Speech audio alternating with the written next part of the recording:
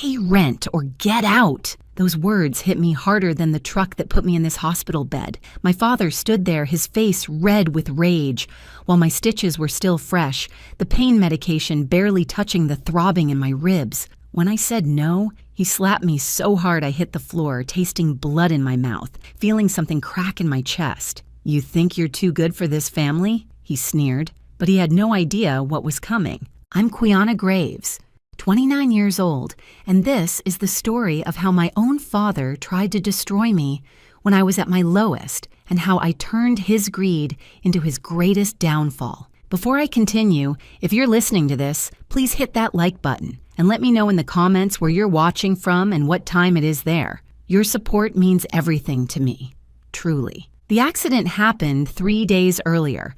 A drunk driver ran a red light and T-boned my car on the driver's side. I was lucky to be alive, the doctors said. 3 broken ribs, a concussion, 27 stitches across my forehead, and enough bruising to look like I'd gone 10 rounds with Mike Tyson. The other driver's insurance was fighting coverage, claiming I was partially at fault, which was complete nonsense since I was stopped at the light when he hit me. But here's what you need to understand about my father. Donald Graves never saw me as his daughter. He saw me as a cash machine. Ever since my mother died when I was 14, I'd been paying my way. First, it was small things. Lunch money from my babysitting jobs.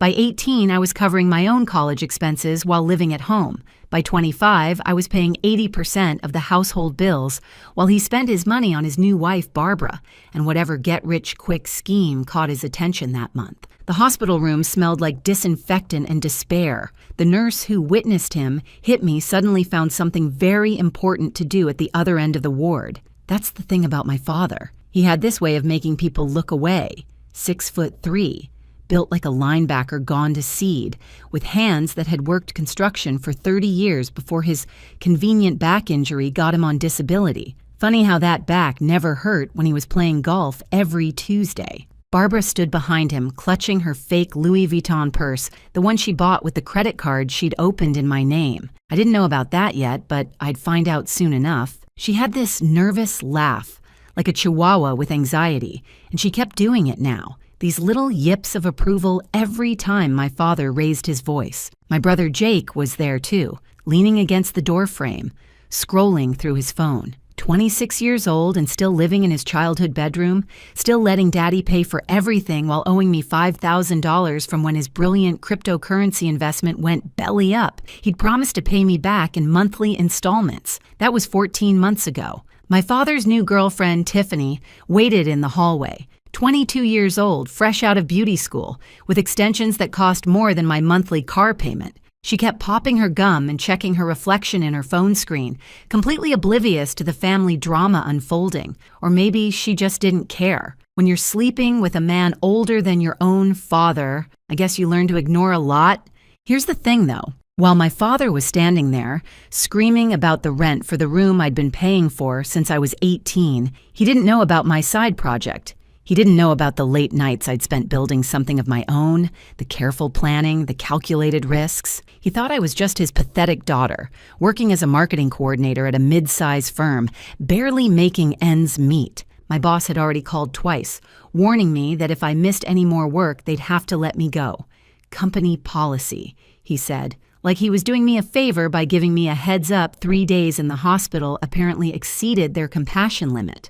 The rent is due on the 1st, my father said, and it was currently the 3rd. I'd been unconscious on the 1st, fighting for my life on the 2nd, and here on the 3rd, he wanted his money. $800 for a bedroom in the house my mother had half paid for before she died. A house that mysteriously became solely his after her death, despite what I remembered about their joint ownership. When I told him I couldn't pay him from a hospital bed, when I mentioned that maybe, just maybe, his daughter's health was more important than his rental income, that's when he snapped. The slap echoed in the small room.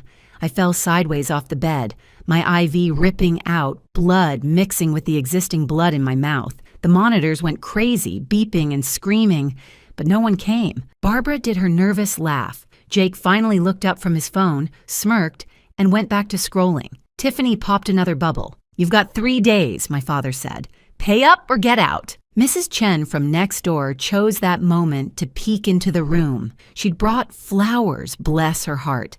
Yellow roses because she remembered they were my mother's favorites. She saw me on the floor, saw the blood, saw my father's stance, and her face went pale. But when she tried to help me up, my father stepped between us. "This is family business," he told her. She left the flowers on the side table and hurried away, but not before giving me a look that said she understood exactly what kind of family business this was. 3 days later, I was discharged with a bottle of painkillers and instructions to take it easy. My father had graciously allowed Jake to pick me up, which meant I had to listen to him complain about gas money for the entire 15-minute drive. He actually held out his hand for $10 when he dropped me off. I gave him $5, only because I knew I'd need the other $5 for the bus to physical therapy the next day. The house felt different when I walked in, quieter, colder. Tiffany had moved in completely while I was gone, her stuff everywhere. Her yoga mat in the living room,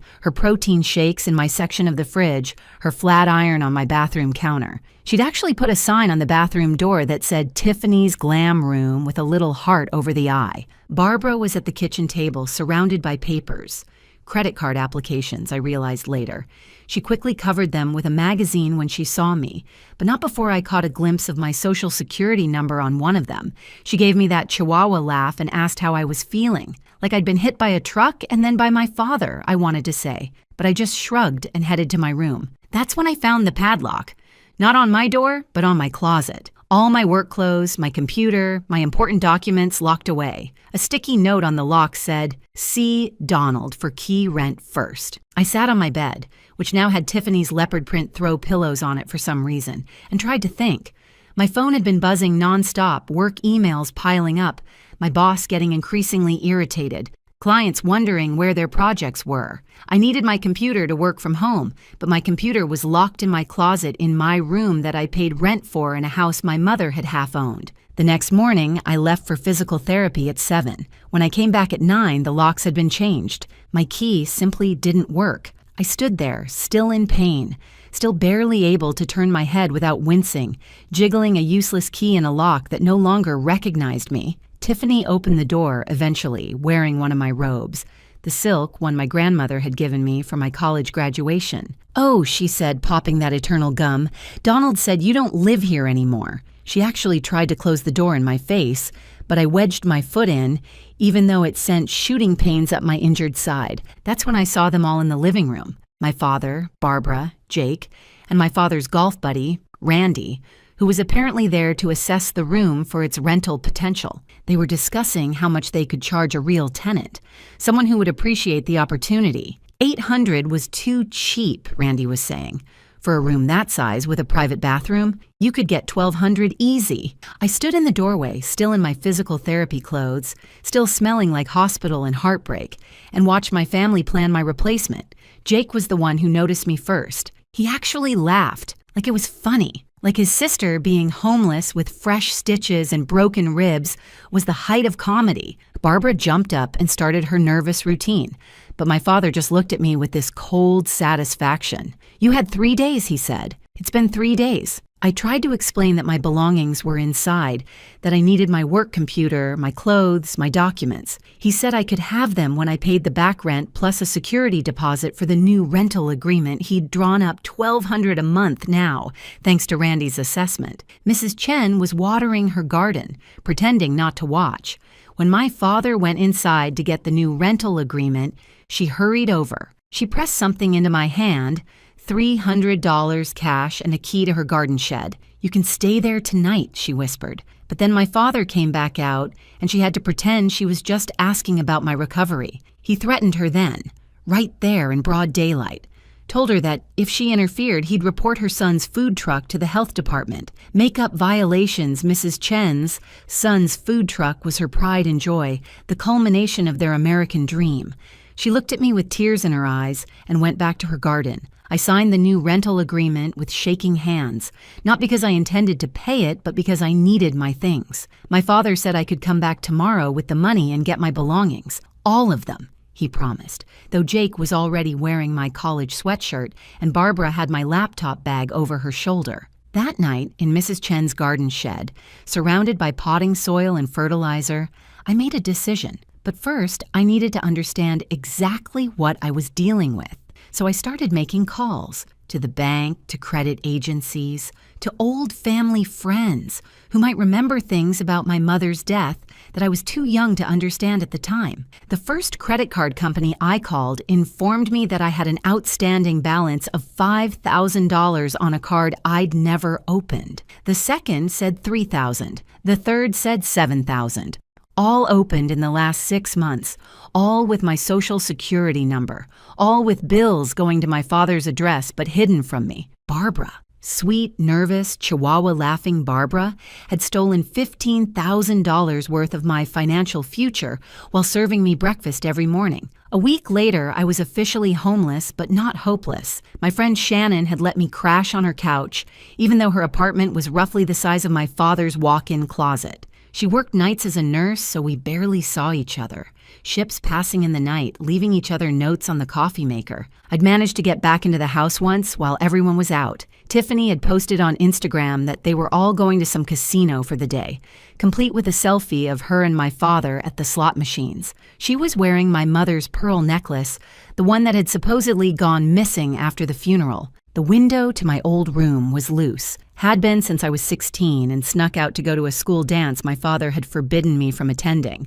I popped it open with a butter knife and climbed in, ribs screaming in protest. My room looked like a tornado had hit it. They'd gone through everything, taken what they wanted, left the rest scattered like trash. My work computer was gone, but they'd left the old laptop I kept hidden under the floorboard, the one with the cracked screen I'd been using for my side project. Small miracles, but it was what I found in my father's office that changed everything. He'd gotten sloppy, or maybe he just never thought I'd have the nerve to look. The safe was behind the same terrible painting of a lighthouse he'd had for 20 years. The combination was still my mother's birthday because even in his cruelty, my father was predictable. Inside, I found the documentation of my father's greatest betrayal, my mother's life insurance policy. $1.5 million paid out when she died of a sudden heart attack at 39. I was 14.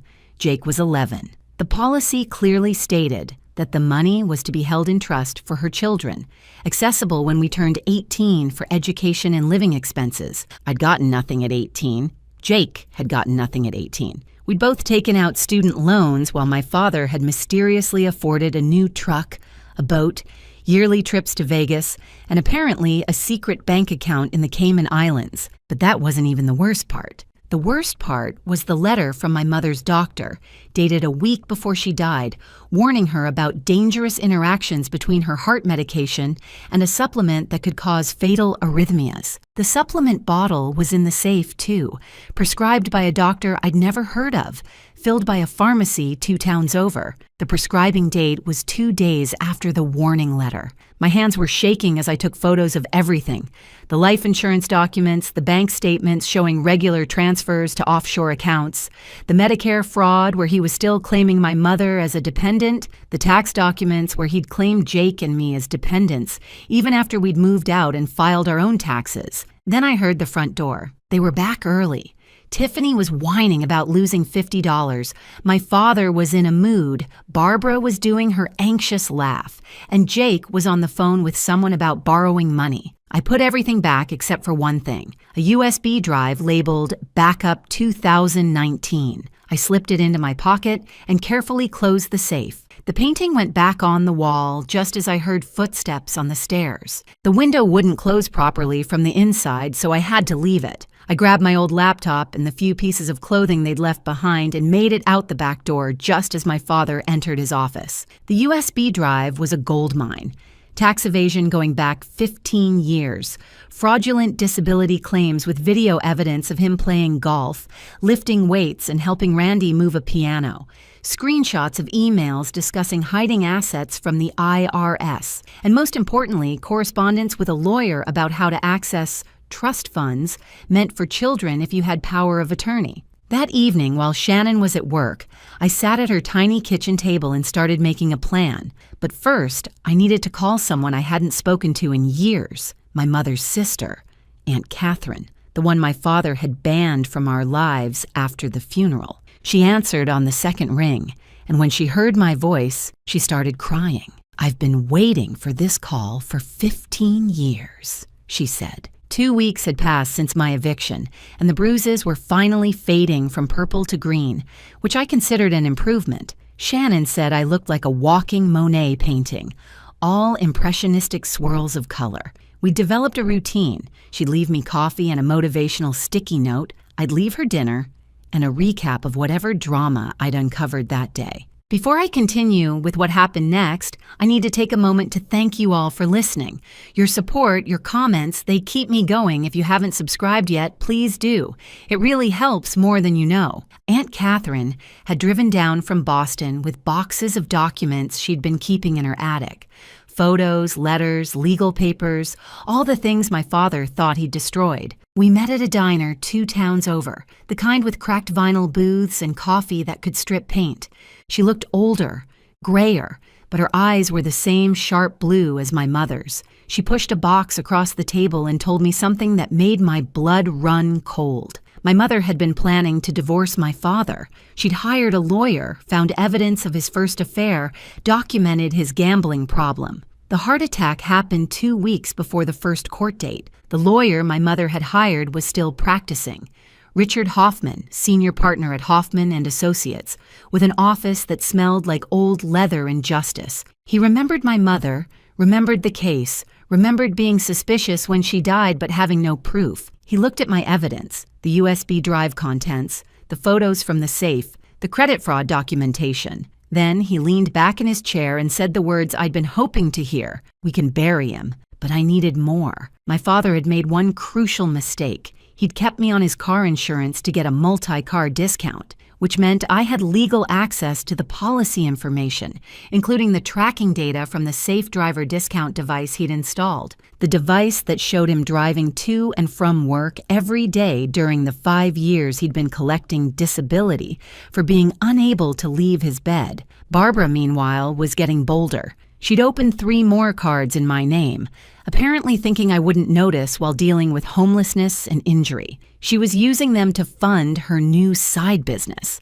selling essential oils to other desperate housewives. She'd even tried to list me as part of her downline, earning commission off sales I'd never make. Jake had posted my grandmother's jewelry for sale online, the pearl necklace, the wedding ring set, the Art Deco brooch that had been in our family for 4 generations. He was asking for quick cash sales, clearly desperate. His crypto investment hadn't just failed, I learned. He'd borrowed from the kind of people who break fingers when you're late with payments. My boss had officially fired me via email, citing job abandonment. But my coworker, Melissa, secretly told me that my father had called the office, told them I was in rehab for drug addiction, that I'd stolen from the family to support my habit. He'd even sent them a photo of me on the hospital floor after he'd hit me, claiming it was from a drug-related incident. The investigation was exhausting.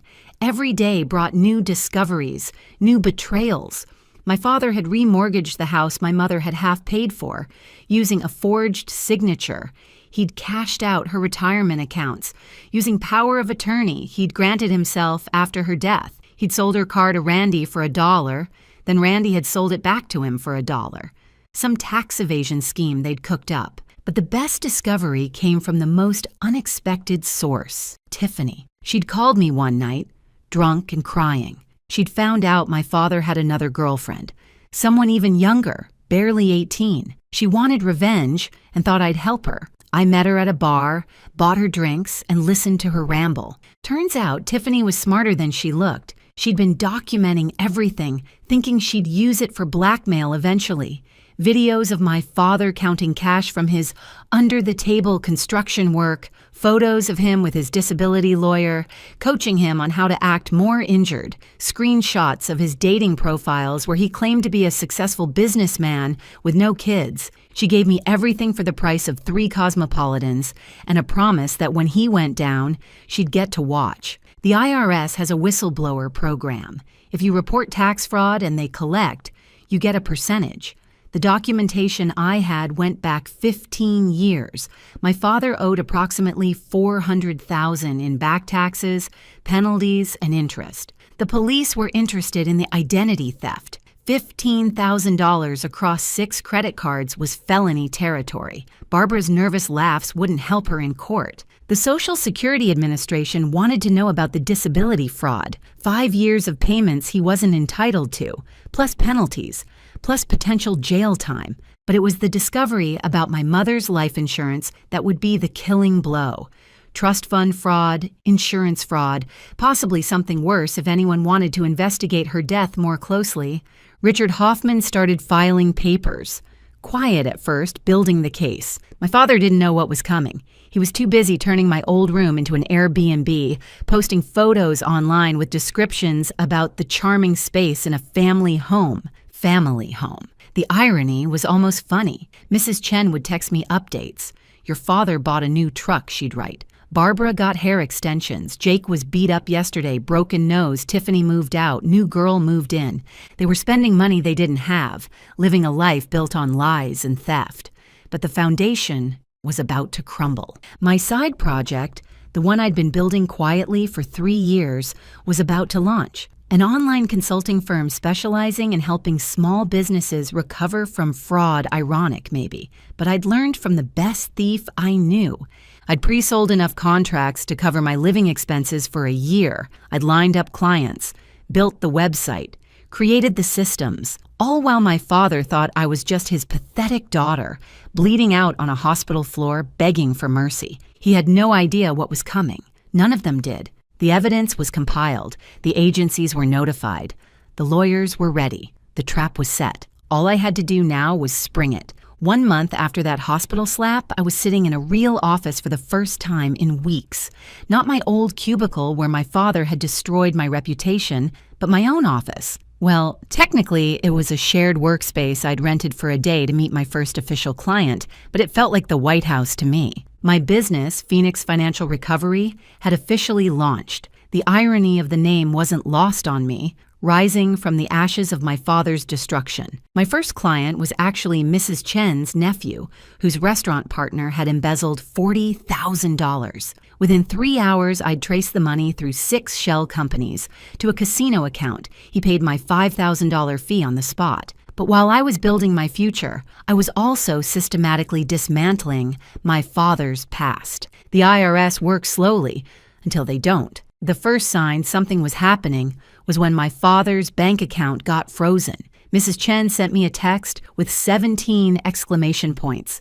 Your father just had his card declined at Costco. The second sign was when a certified letter arrived at the house. Jake signed for it, thinking it was something he'd ordered online. When my father opened it and saw the audit notice, Mrs. Chen said he turned a color she'd never seen on human skin before, somewhere between purple and gray, like a bruised storm cloud. The audit covered 5 years initially, but they had the right to go back further if they found fraud, which they would because I'd made sure of it. Every cash job he'd done while on disability, documented. Every dollar he'd hidden, exposed. Every lie on every tax form, highlighted in yellow with helpful sticky notes explaining the discrepancies. Barbara's situation exploded on a Tuesday. The police showed up while she was hosting her essential oils party. 12 suburban moms watched as she was arrested for identity theft and credit fraud. She did her nervous laugh the whole time, even as they read her rights. The arresting officer later told me it was the most disturbing arrest he'd ever made, and he'd once arrested a guy dressed as a clown. The credit card companies moved fast after that. Turns out they really don't like fraud, especially when it's this well-documented. They froze all the cards, demanded immediate repayment, and started investigating whether my father knew about it. He did, of course. I had emails proving it, but I was saving those for phase 2. Jake's problem solved itself in the most karma-appropriate way possible. The people he owed money to showed up at the house the same day the IRS froze the accounts my father couldn't pay them off, and Jake couldn't hide behind Daddy anymore. He ended up having to sell everything he owned, including my grandmother's jewelry he'd stolen. But here's the beautiful part. I'd already contacted the pawn shop owner, explained the situation, and arranged to buy them back for half of what Jake got. The owner was a nice Korean man who remembered my mother and hated thieves. My father tried to salvage things by renting out my room on Airbnb, but I reported the listing for health and safety violations. which weren't hard to find. Considering the window I'd broken to get in was still broken, the smoke detectors didn't work, and there was mold in the bathroom that had been painted over rather than treated. The city inspector was very thorough, especially after I mentioned my father had bragged about never pulling permits for his DIY renovations. Tiffany's evidence was pure gold. She'd recorded my father coaching his new girlfriend, Ashley, on how to apply for credit cards in her mother's name. She had video of him literally practicing his disabled walk before a doctor's appointment, then forgetting and walking normally to his truck. She had screenshots of him selling prescription pills he got for his fake back pain. But my favorite piece of evidence was something I found by accident. My father had been claiming Jake as a dependent for tax purposes for the past 8 years, even though Jake had moved out at 21 and had been filing his own taxes. That's tax fraud for both of them, and Jake didn't even know it. When he found out, he turned on my father so fast it gave me whiplash. Richard Hoffman filed the trust fund lawsuit on a Wednesday. My father was served at his golf club in front of all his buddies. The lawsuit sought full repayment of the $1.5 million life insurance policy, plus interest plus damages. It also formally accused him of fraud, breach of fiduciary duty, and conversion of trust assets. Randy, his golf buddy who'd helped him evade taxes, got his own surprise when the IRS showed up at his used car dealership. Turns out, when you help someone commit tax fraud, you become part of the conspiracy. His wife was particularly upset when she learned about the cash he'd been hiding from their divorce proceedings. The disability investigation moved faster than expected. They had video evidence from the Safe Driver app, from Tiffany's recordings, from social media posts where my father forgot he was supposed to be bedridden. They calculated he owed them $230,000 in fraudulent payments, plus penalties.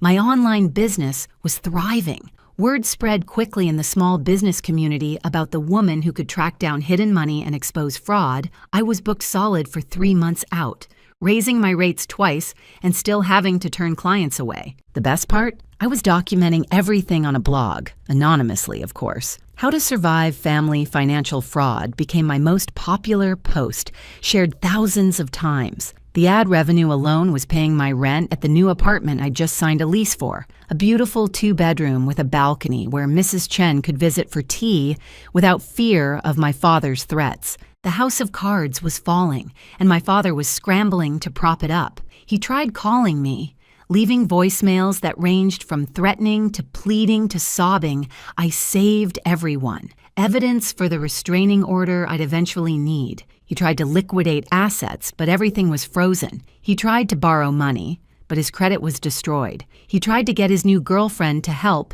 but she'd Googled him and found my blog. She left him via text message while he was meeting with a bankruptcy lawyer. The trap wasn't just closing, it was slamming shut with the force of 15 years of karma coming due. 6 weeks from that hospital slap, the universe decided to collect its debt all at once. It started on a Monday morning at 9 a.m.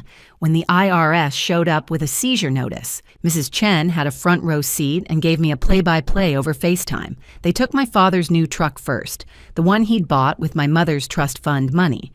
He actually tried to claim it was a medical necessity for his fake disability, but the agent just laughed and pointed to the lifted suspension and racing stripes. Pretty sure those aren't standard medical modifications.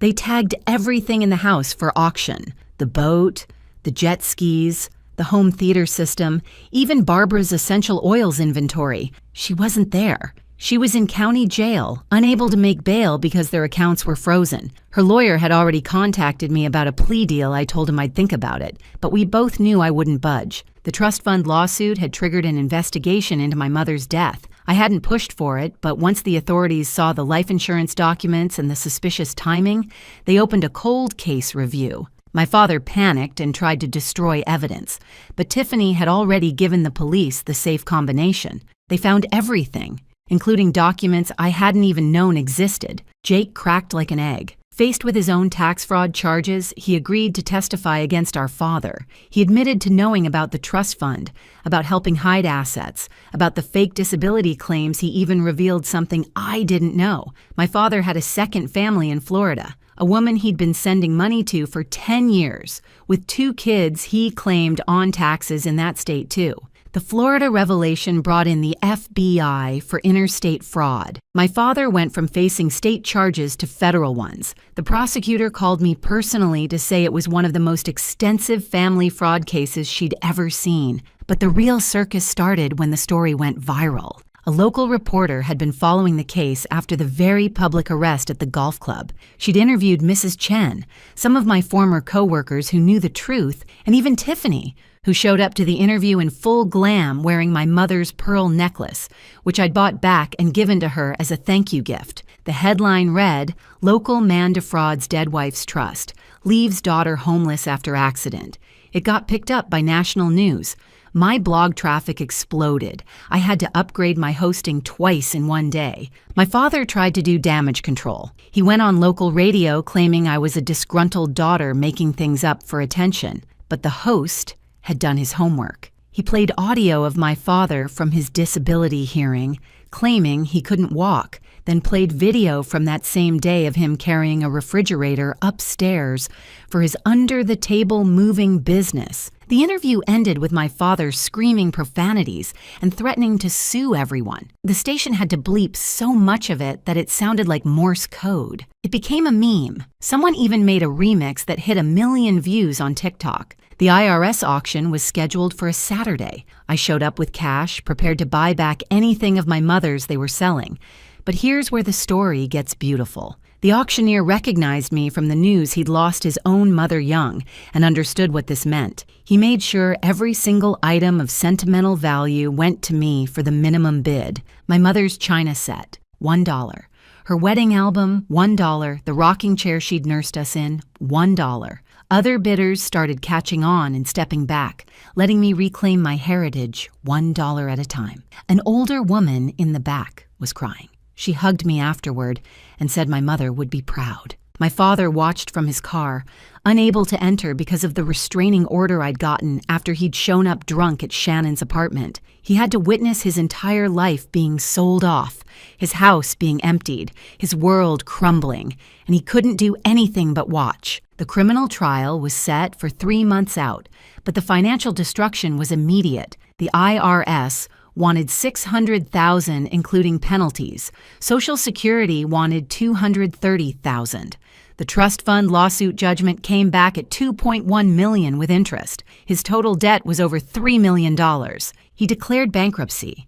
But you can't discharge fraud judgments. He'd be paying this back for the rest of his life if he wasn't in prison. The prosecutor was pushing for 15 years. Barbara took a plea deal, 18 months, and full restitution. She gave up everything, including recordings of my father planning the fraud. Turns out she'd been recording him too, insurance for when he inevitably turned on her. Criminals really don't trust each other, do they? Jake got probation and community service, plus he had to pay back everything he'd stolen from me. The judge garnished his wages for the next 10 years.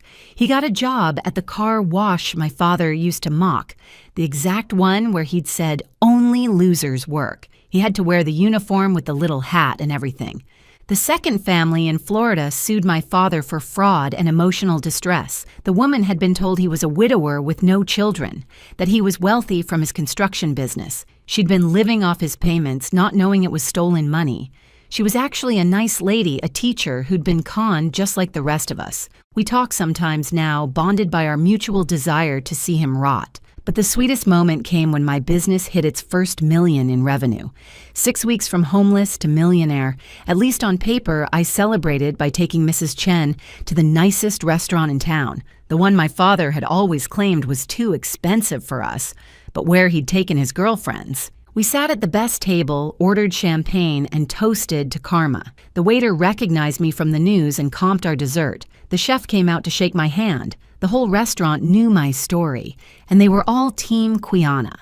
2 months after that hospital slap, my father stood in a courtroom in an orange jumpsuit that clashed horribly with his complexion. He'd aged 10 years in 8 weeks, his hair gone gray at the roots where Barbara wasn't around to dye it for him. The federal charges had stuck.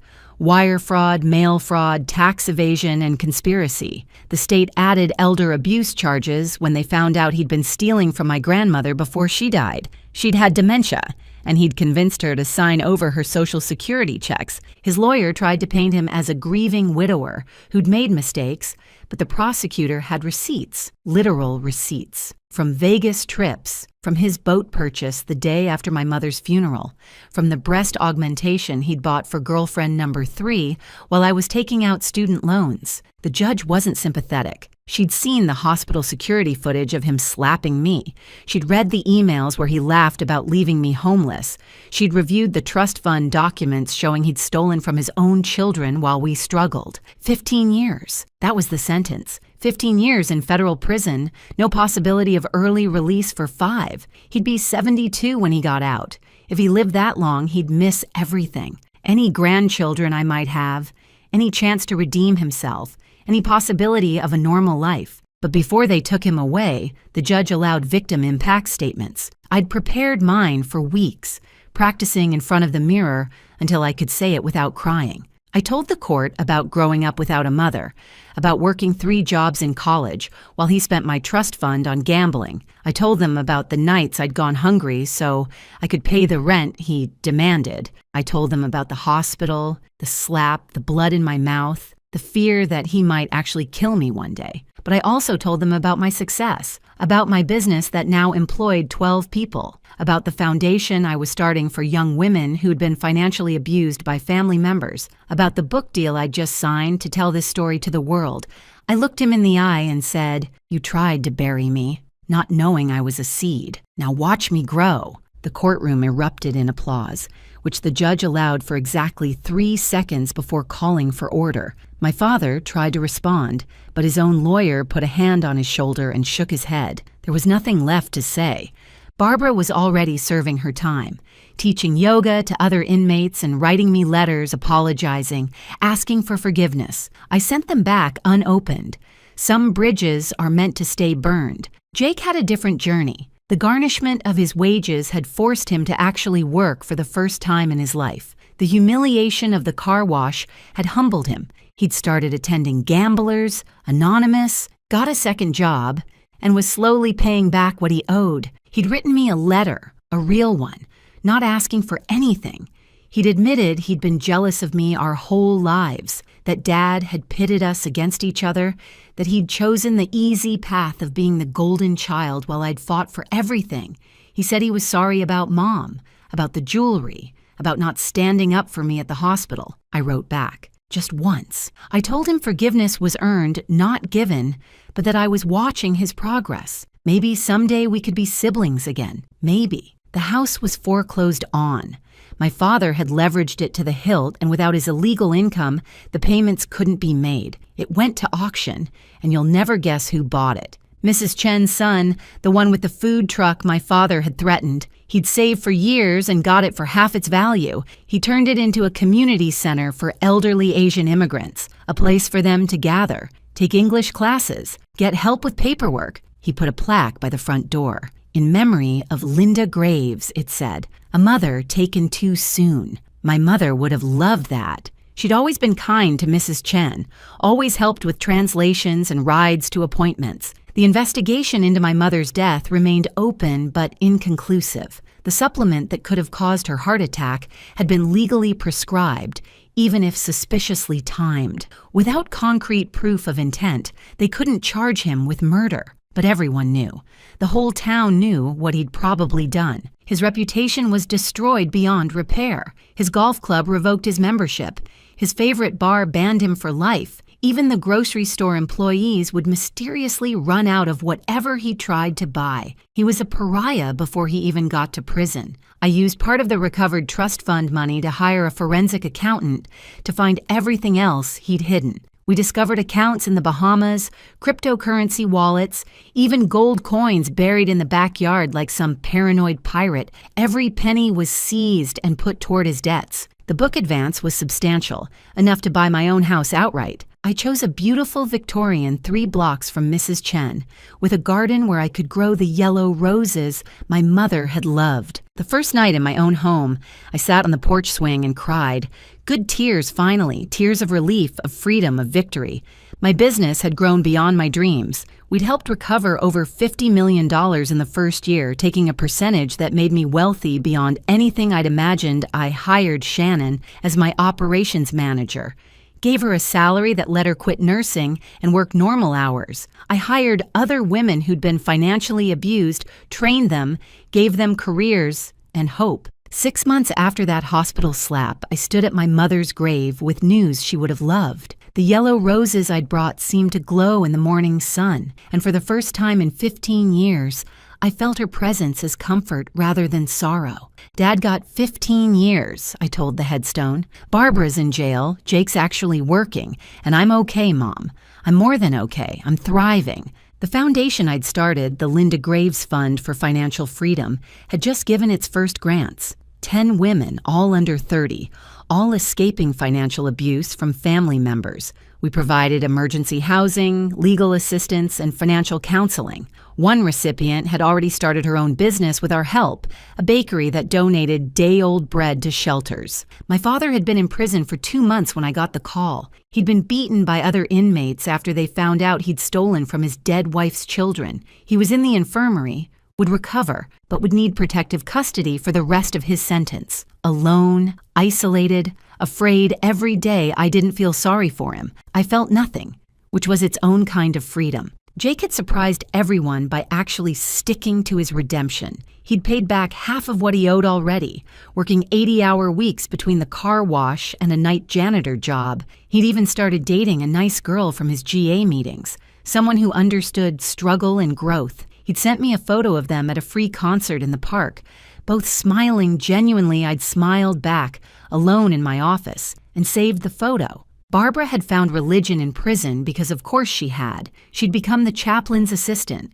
leading prayer groups with the same nervous energy she'd once brought to essential oil parties. Her letters had stopped coming after I had my lawyer send a cease and desist. The silence was golden. The media attention had finally died down, though I still got recognized sometimes, usually by women who'd pull me aside in grocery stores or coffee shops to whisper their own stories of family financial abuse. I'd give them my card, tell them they weren't alone, that there was hope beyond the pain.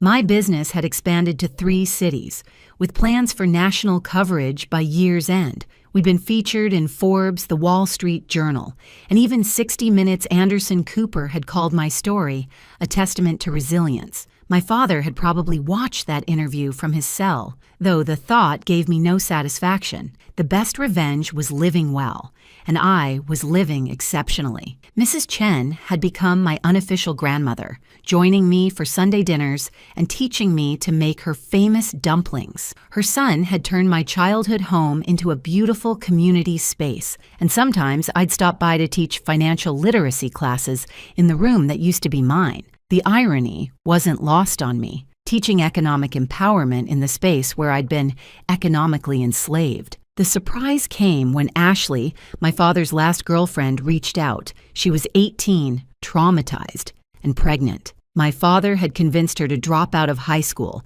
isolated her from her family, and abandoned her when his world collapsed. She had nowhere to go. I could have turned her away. No one would have blamed me.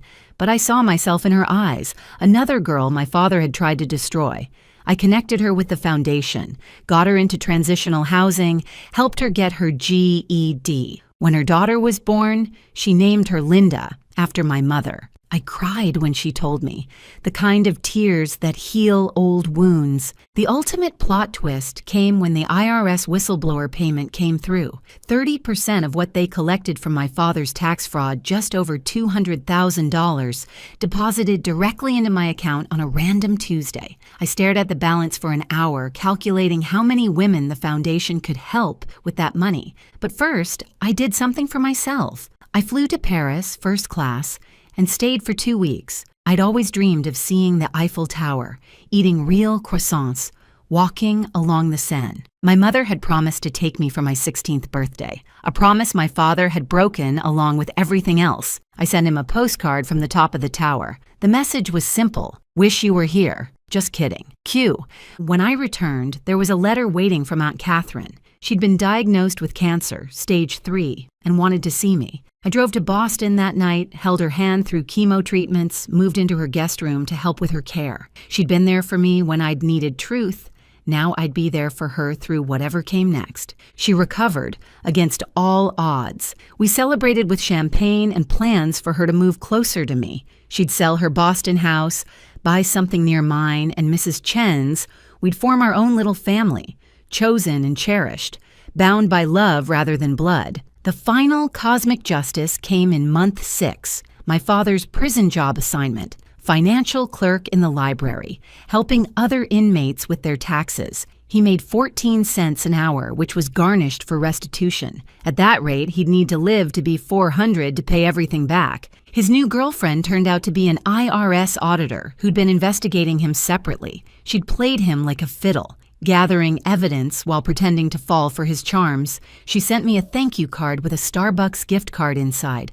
Just wanted you to know he never had a chance, she'd written. Professional admiration from one fraud hunter to another. Standing in my garden now, 6 months after everything started, I watched the sunset over my yellow roses. My phone buzzed with messages from clients, employees, friends who'd become family. The foundation had just been approved for a major grant. My book was already in its 3rd printing. Life was good in ways I'd never imagined possible.